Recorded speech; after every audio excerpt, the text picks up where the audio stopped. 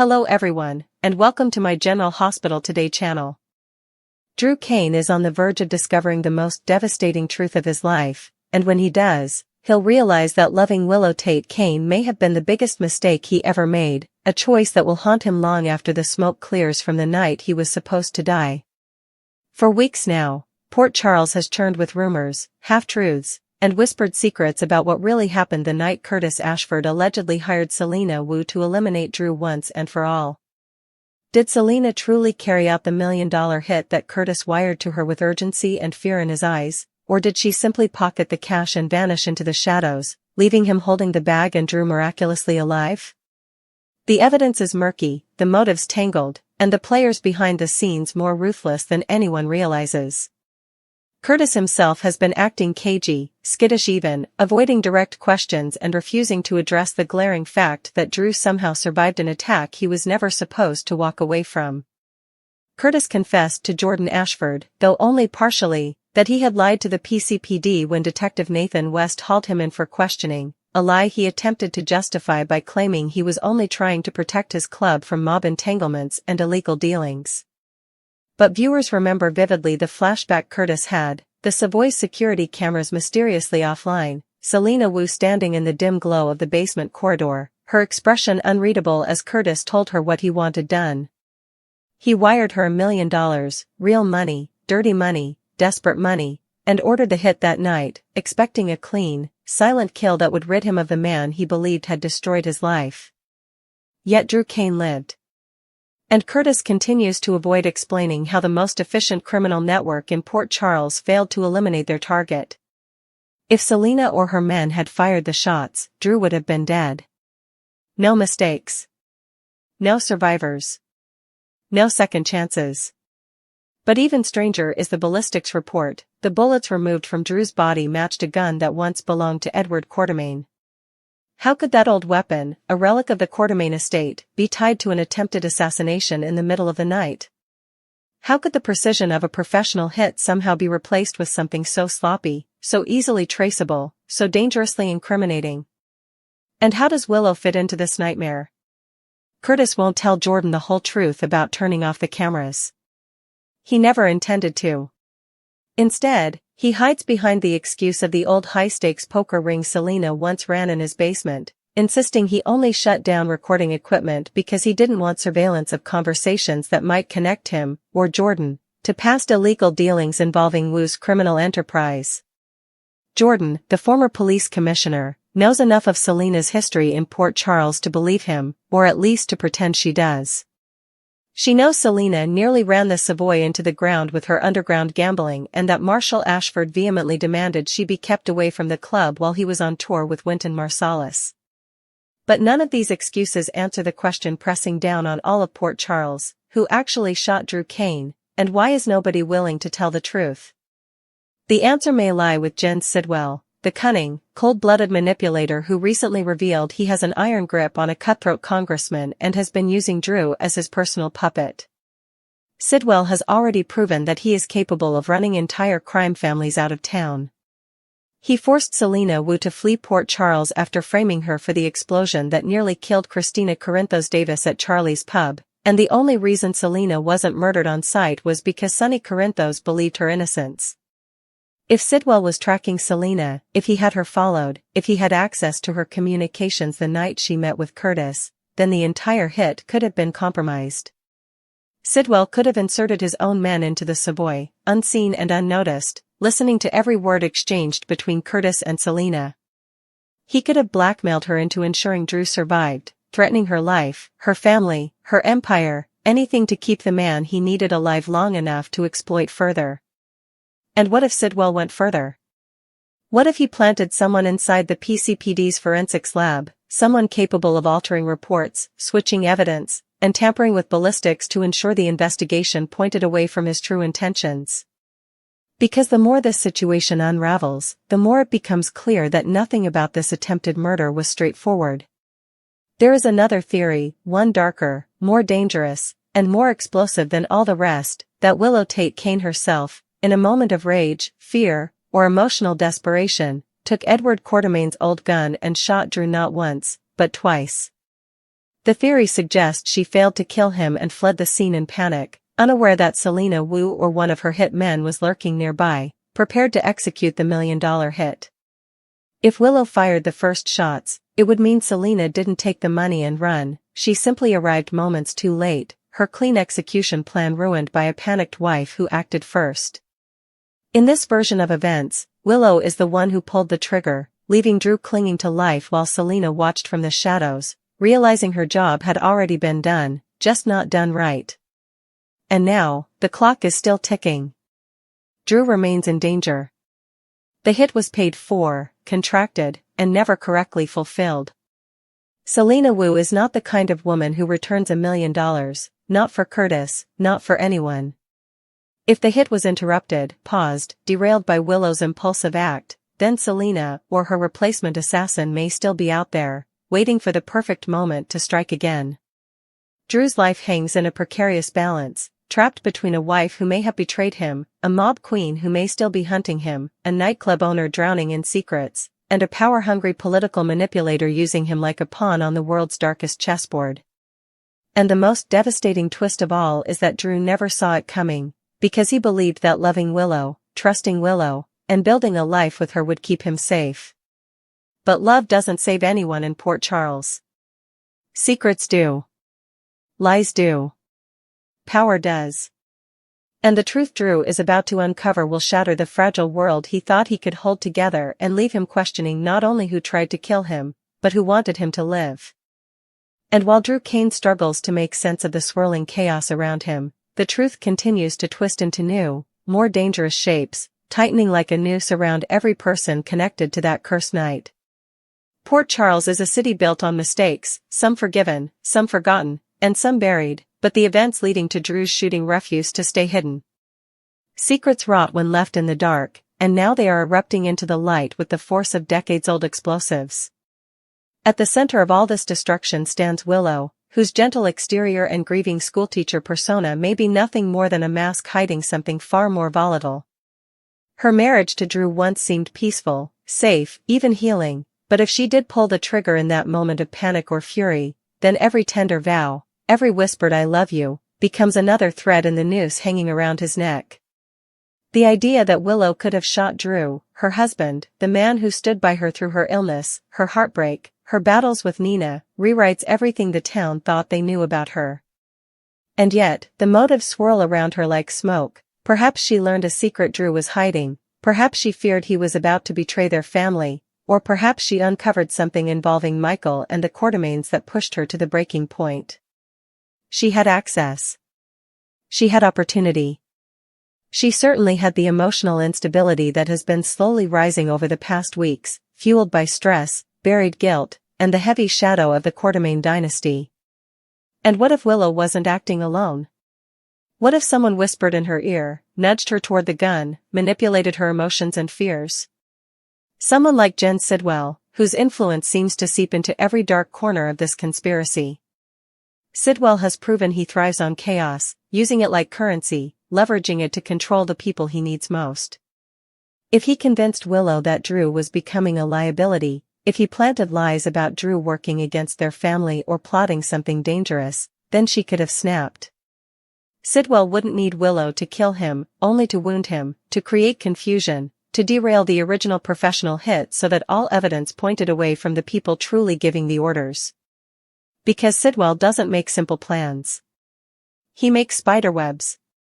Hard, sticky traps that no one escapes from once they're caught. And Selena Wu, who has always been meticulous, controlled, and terrifyingly efficient in her operations, would never willingly fail a hit unless someone more powerful than she interfered. The fact that she fled town, forced out by Sidwell's manufactured scandals, only reinforces how deeply she has been compromised. A woman like Selena doesn't run unless she is facing a threat she cannot outplay.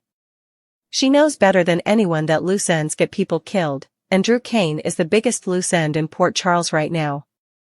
Meanwhile, Curtis Ashford continues to unravel, haunted by the choices he made, torn between guilt and survival.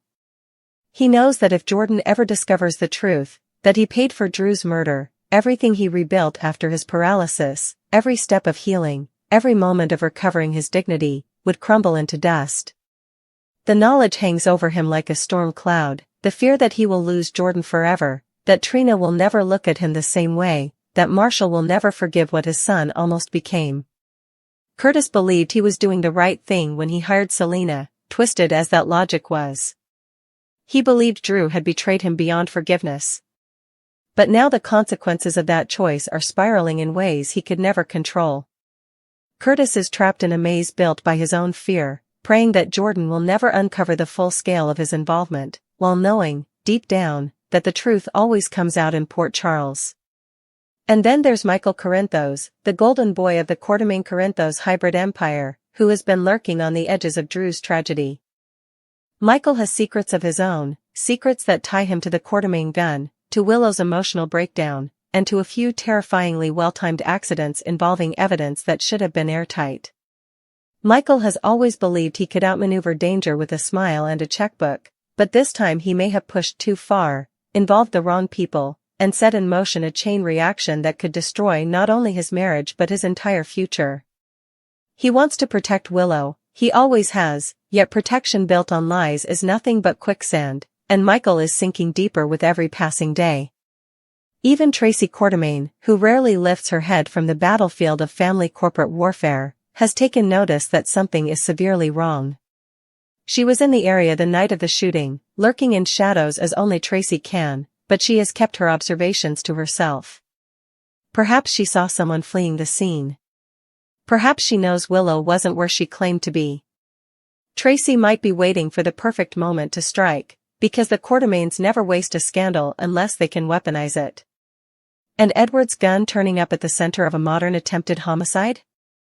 That is the kind of ghost story Tracy could use to destroy a career, a marriage, or an entire political campaign if it benefits ELQ.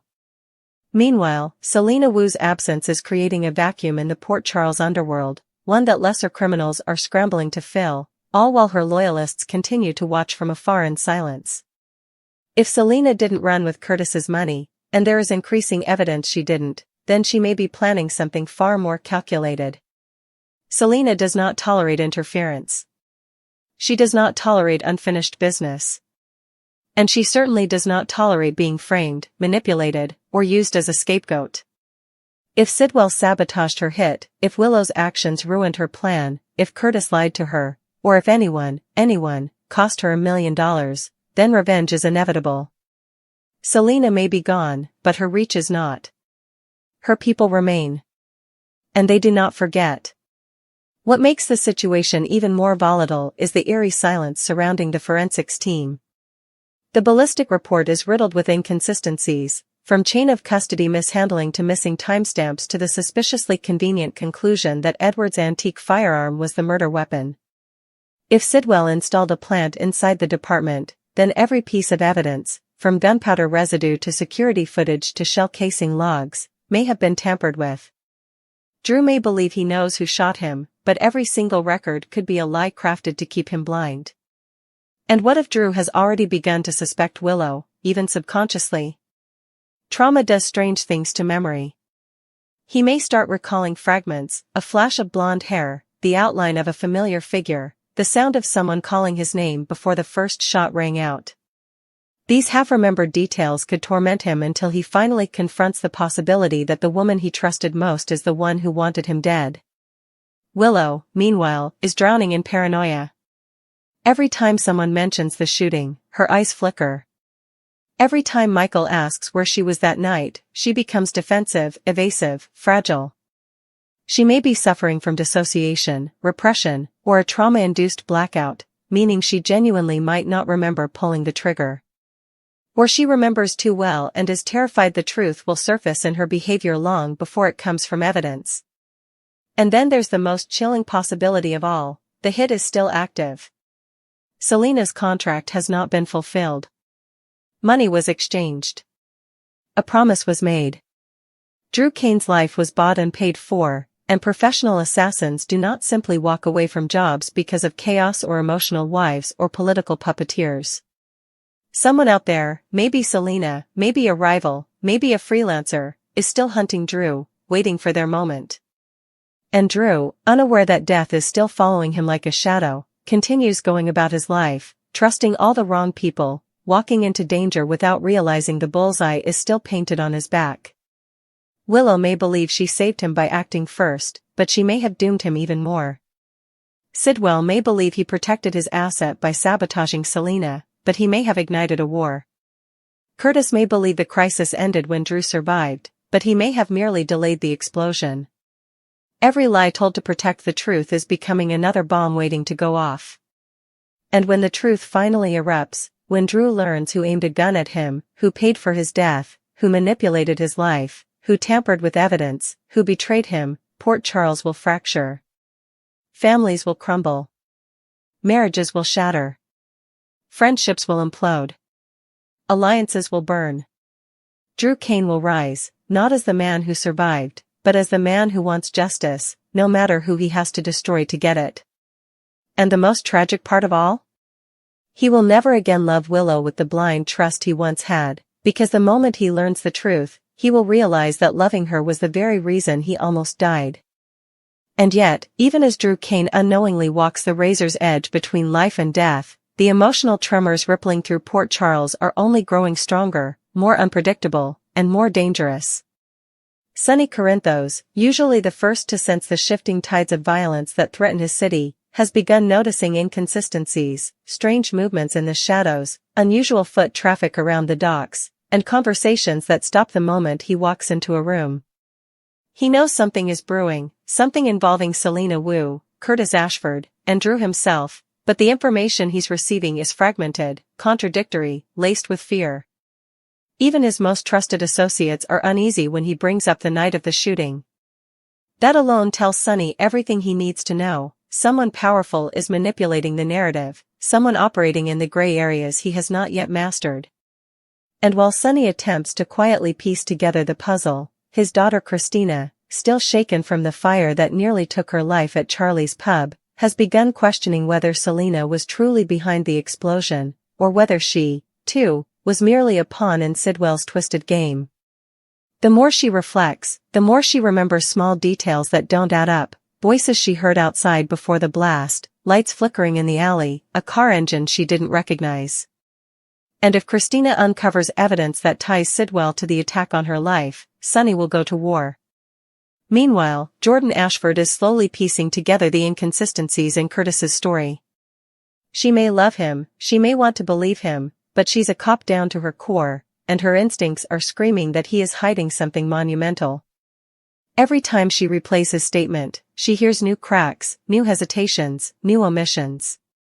She knows Curtis too well, she knows when his bravado is masking fear. And the more she investigates the night of the shooting, the more she uncovers clues that lead her back to the Savoy. Footage missing. Timestamps deleted. Unexplained gaps in the security system's logs. A witness who saw Selena entering the building but never saw her leave. Jordan feels the truth creeping up on her like a storm on the horizon, and she is terrified of what she will find, because the truth could cost her the man she once believed she could love again. And then there is Drew himself, the man at the center of this web, who cannot shake the growing unease in his gut. Night after night, he dreams of the moment he was shot, only the dream shifts, twists, distorts. Sometimes he sees a stranger behind the gun. Sometimes he sees a shadowy figure. Sometimes he sees Willow. The nightmares leave him breathless, disoriented, his heart pounding, as if the truth is clawing its way back into his consciousness one fragment at a time. He finds himself watching Willow more closely, noticing her jittery movements, the way she recoils when he mentions the shooting, the way her voice trembles when he asks about the missing hours that evening. Even her touch feels different, no longer comforting, but cold, almost guilty. He wants to believe she is innocent. He wants to believe their love wasn't built on lies. But every instinct trained into him as a soldier tells him something is deeply wrong. And when the memory finally returns, when he remembers the flash of her face illuminated by the muzzle blast, the tremor in her voice as she whispered his name, the horror in her eyes as she realized what she'd done, everything in Drew Kane will break. Because the moment the truth hits him, he will realize that the greatest danger he ever faced wasn't Selena Wu. It wasn't Curtis Ashford. It wasn't Jen Sidwell. It was the woman he trusted with his life. The woman he loved. The woman who held the gun.